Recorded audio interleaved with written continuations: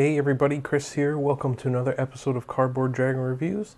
Today we are going to be taking a look at Specter Ops, which is a board game for 2 to 5 players, takes about 60 to 120 minutes to play, and is recommended for ages 9 and up. In this game, this is a one versus many game in which one player is going to be taking on the role of one of these agents here. They're going to be running around this facility trying to complete objectives, essentially sabotage the facility. The other player or players are going to be taking on the role of hunters who are working for the people who own the facility and are going to try and flush out the agent and eventually kill them before they can complete all their objectives and then get out of the facility. So, unlike my normal reviews, I'm not going to teach you how to play this game. I'm going to give you a brief overview of what the game feels like and how it flows, but there's already a great resource online for you to learn how to play, so link that. That's done by Rodney Smith of Watch It Played, and it's an official how to play video, so I can't do any better than that. So I will, however, show you a brief bit about how it's played, and then I'll give you my thoughts on this game, and also let's compare it to some other games in the genre that I've played. So let me go ahead and show you a bit about how Specter Ops plays. Okay, so just a quick couple of things. I'm going to be talking about this as if it's a 2 or 3 player game, which are the same. 4 players, the agent will get a few more equipment cards and some extra health. In a 5 player game, there are role cards, and one person can essentially be a traitor. I've never played this. I don't particularly want to play this, so I can't really comment on the quality of that method of playing this game. So, first thing, somebody's going to have to be the agent, and they're going to have to pick one of 4 different characters here. For instance, we have the spider, the blue jay, cobra, and the orangutan. And they all have different special abilities that might make them give them more health, or might make them be able to activate objectives from further away than they normally would be able to. But the crux of this game is whoever is picking the agent isn't actually going to put their model onto the board anywhere. They're going to be secretly moving and will only put their model on the board when they're seen. So they will be using this pad of paper to mark down their moves and any equipment use that they have. You can see this is what it ends up looking like. Here's one where my wife beat me. You can see all her lines in there. She drew her path and I got my butt whooped. So the agent is going to choose their specific character with special abilities, and then they're going to be able to pick from a deck of a whole bunch of equipment cards that do things like let them obstruct the hunter's visibility, or let them maybe stun the hunters. They can never attack the hunters in a way that would damage the hunters. The best they can do is stun them. As for the hunters, in a 2-player game, so 1v1, the hunter player gets 2 characters. Same in a 3-player game, except one person will control each of them. In a 4-player game, there's going to be 3 hunters on the board. And just like the agents, the hunters have special abilities too. So you have the beast, which is my favorite, the puppet, the prophet, and the gun. And these characters will be walking around on the board. They also have a vehicle, which is represented up here, where they will start in, and they'll be sitting inside the vehicle if they ever want to be inside. And when they're inside, they can use this motion detector here, which, if the hunter moves more than 2 spaces on their turn, if somebody wants to, they can spend their turn using this motion detector, and that will give them information as to where the hunter is in relation to the vehicle, which is currently represented by this token here. So the agent is going to be running around the board trying to activate 3 of these 4 objectives, which are around the board here. Be hard for you to see because the board it blends in very well, but they're going to have to end their movement 1 space away from these, and then at the start of the next turn they will flip these over to indicate that they've completed the objective. They have to do 3 of these, and then they have to leave the board through exits on the top of the board, which are on the sides and on the very top. And if they can do that, they win, but the hunter's going to be trying to see them and then shoot them and then hopefully kill them. So I'm going to zoom in a little bit here, and I'll show you a bit about how the movement and combat works. Okay, so let's take a look at how the agent will move.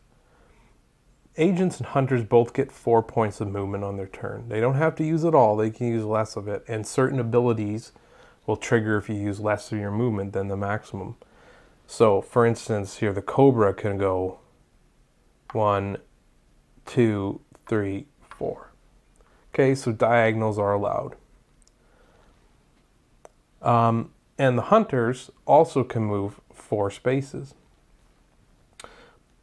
But what's interesting about the hunters is they have a line of sight. And line of sight for hunters is orthogonally. So north, south, east, and west. No diagonals as far as where they can see. So in this example, the Cobra is diagonally behind the beast. The beast cannot see the Cobra.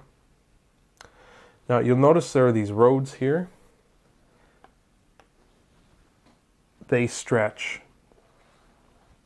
They're all the way around the board, but they're too wide, 2 rows wide. So the beast can actually see down both of these roads here. Both of the rows, I should say. So when the hunter moves, he has to be careful about moving beside or into the line of sight of the hunters. So for instance, if he went 1, 2, 3, 4, he would have to place what's called a last seen token, and it would go here. What this is this indicates to the hunters that the hunter moved by somebody's line of sight, and the last place he was visible to one of the hunters was on this space because we saw where he moved. Again, normally this figure is not on the board here. You wouldn't know that because they'd be marking it on the sheet, but you would still see this token. So then the hunters could go chase. Now, at the end of the hunter's turn, they get to ask, can I see you? And in this case, we can see the beast can definitely see the Cobra. He's directly north of him, or south if you're looking at the board from this way.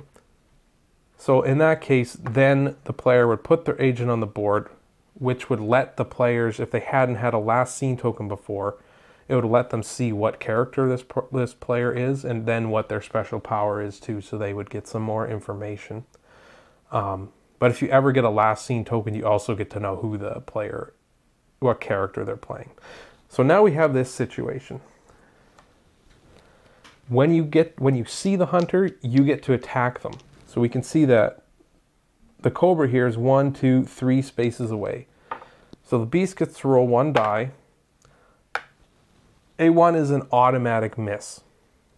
But what he's trying to roll is a 3 or better. The distance away they are from each other or better. If you roll a 6, you get to roll again and you add 6 to your range. So you can shoot somebody from basically across the board if you can keep rolling 6s. If you do happen to hit them, they take 1 of their hit points off. They have 4 hit points if they're not the orangutan in a 2 and 3 player game. And if they lose other hit points, they die. You can also land on top of them, which is an automatic hit. And every character has some kind of modification to this. For instance, the beast, if he lands on top of the guy, gets another, gets a die roll, and if he makes a die roll, he does an extra point of damage. But the agents also will be able to play equipment cards on their turn. They might stun the hunters or make themselves invisible, or have a special ability. In this case, if the beast was close to this guy or on top of him, he would get a chance to stun the beast, because that's that character's special ability. So the hunters also have a car that gets 10 points of movement, but it can only go on roads, so they could swing around very quickly. But that's the basic gist of the game. I'm not going to get too deep into the rules because you can check that out on Rodney Smith's Watch It Played video, which I will link for you, or you can go look up yourself. But I want to give you an overview so you know basically how to play. And now I will give you my thoughts on the game, and we'll compare it to some other hidden movement games. Okay, my thoughts on this game. I think this game is best played with either 2 players, so 1-on-1, or 3 players. At 4 players I played, it was pretty good too. I'm okay with 4 players. 5 players, I don't know what that plays like, and I have no interest in knowing. The weird thing about one of you working with the agent, and then you don't have to declare if you can see him or not, it just doesn't seem interesting to me. So I'm happy to stick with 2, 3, or 4 player games of that. I think one of the complaints I have of the game is I think there needs to be like a FAQ included with the game, or like an errata sheet. Something that outlines some of the ways that cards work together and some of the ways that the abilities work together. Like the gun is a huge perpetrator of this on the Board Game Geek forums. How does this work? Or the hollow decoy of the Blue Jay. And luckily, I think it's the designer of the game or somebody involved with the game is heavily on the forums and explaining this stuff to us. So that helps. But in future editions, I think it would be great to include a lot of those questions in a FAQ. And they have released a FAQ online, but it would be good to include one in the box. Now, this game isn't that complicated. It's actually a fairly simple game to grasp and to understand. My other suggestion is that you print out something like this for people. This just lists the equipment cards. So if you're playing against new hunters, it's kind of not fair if they don't know what the cards are, because you just use an equipment card and you don't always have to show and use an equipment card. So they might be wondering, what did this guy just do? And you just moved 6 spaces, or you moved right beside them or near them because you had a static field card that let you be invisible. So I suggest printing that out so people have an idea of what they're up against, or else it's kind of not really fair. But overall, this is an excellent game, and I'll get into this in a minute, but I think this is the best hidden movement game that is available, easily available today. It's just a lot of fun to work together with your friends, or to have a one-on-one brain exercise against another player, trying to capture them. This game has helped a lot by its simplicity, in that there's not a whole lot of weird things happening. There's not a bunch of weird one-off rules. It's fairly straightforward in what you're trying to do and what you're trying to accomplish. The equipment cards are cool, but they're limited uses. So the agent has to use them wisely, and the hunters really need to use their special abilities and get a good team and really know your role in the game and really play your class well. So I played both ways, hunter and agent. The agent is definitely tense. When you play the agent, you feel like, how am I going to get out of this? And when you play the hunter, you feel like, how am I ever going to find this person? And I've had an equal number of wins and losses in our games between agents and hunters. I like the combat is cool. It's simple, but it's effective. And I think it makes for some tense moments. Like in the game I showed you with my wife, she was down to 1 hit point and got out of the board, and I missed my chance to kill her. I missed the die roll, which for some people is probably going to turn them off of the game. I thought that was a lot of fun. And in my game where I lost as the agent, I had completed all 3 of my objectives, and I couldn't get out. They effectively cut me off by playing their class as well. So the component quality is awesome. The miniatures are super cool. I wish the car, this is the car. I kind of wish that could be a little bit, I don't know, better looking, but it's hard because it needs to fit on one space of the board. Other than that, the board is cool. The board, it's hard for you to see, and I don't really want to lift the board up, but the numbers on the board are actually have this kind of coating on them so they reflect in the light, so they're easy for you to read if you tilt and turn your head. And they're actually raised on the board too, which is pretty cool. But overall, this is a 9 out of 10 game for me.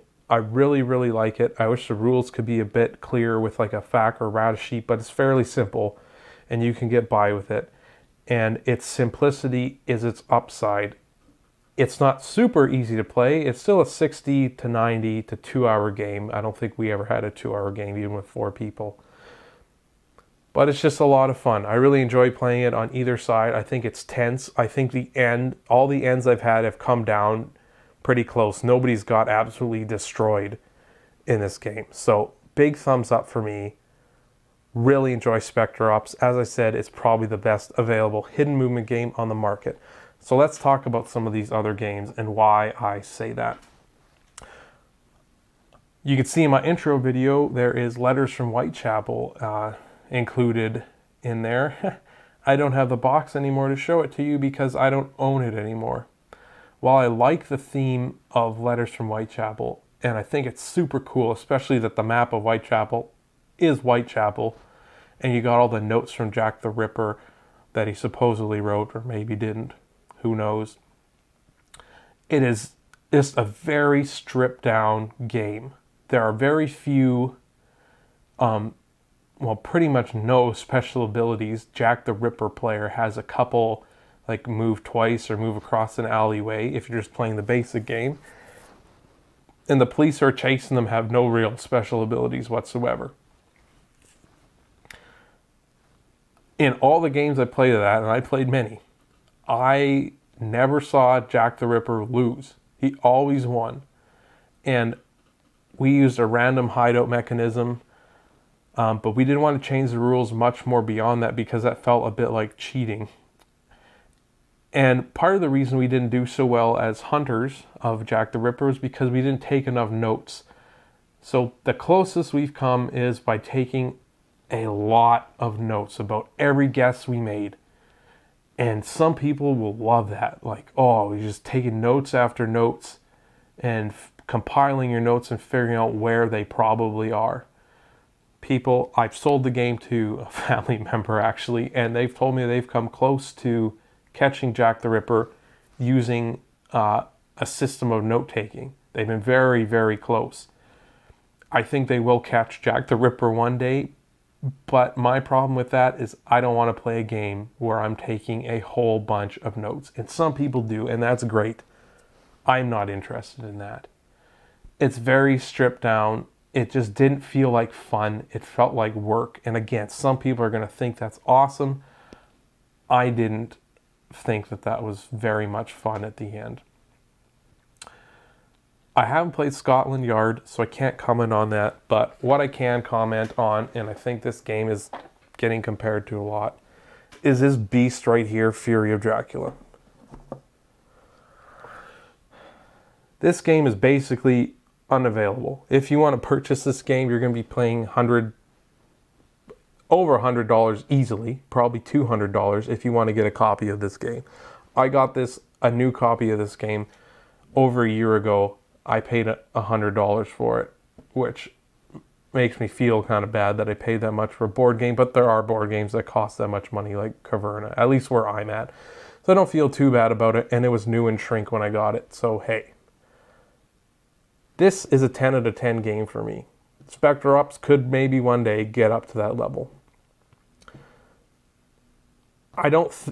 They kind of compare to each other, but there are some serious differences between the two. And I will review this one day, but it's almost not helpful for me to do it because you're not going to be able to get this game unless you want to pay through the teeth for it. And the price for this game in the last year, for whatever reason, has gone through the roof to like $200 a copy. Like, it seems to have doubled since I bought my copy. And that's for like a used copy, at least when I've seen them. It's just crazy. please reprint this game for people to enjoy. But anyway, I guess the main difference between this game, well, there's a few, and Specter Ops, but in Fury of Dracula, you know, the basic gist is there are 4 hunters chasing around Dracula across Europe. And one of the main things is there's kind of a day-night cycle in the game, and just like you would expect, Dracula becomes stronger at night. He's still not super strong, but he can actually fight back in this game.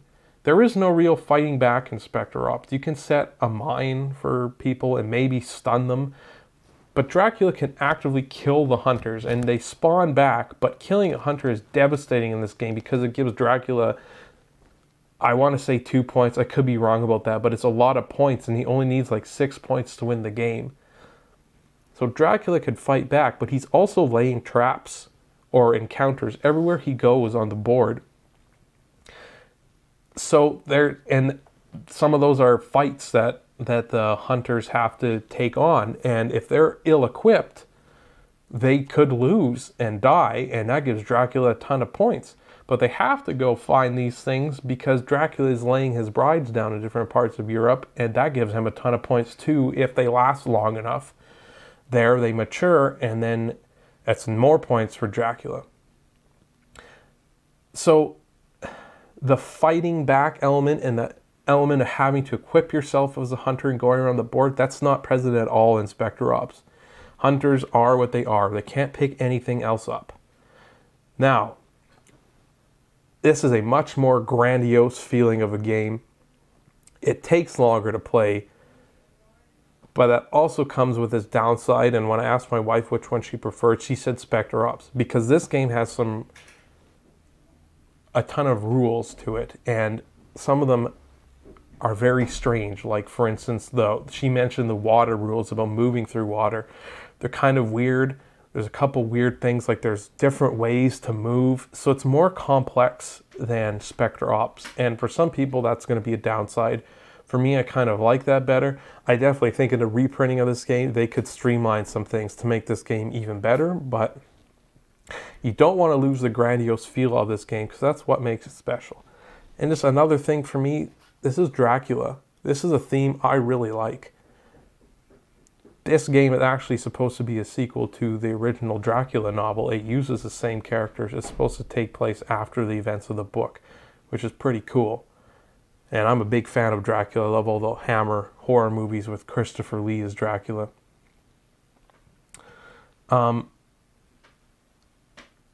So I still prefer Fury of Dracula, at least for now. But the Specter Ops has the advantage in simplicity and playtime.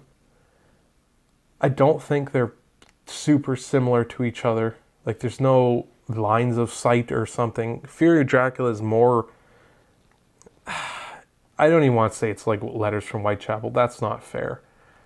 But in the way that you find Dracula by landing on top of him, that's not really in Specter Ops.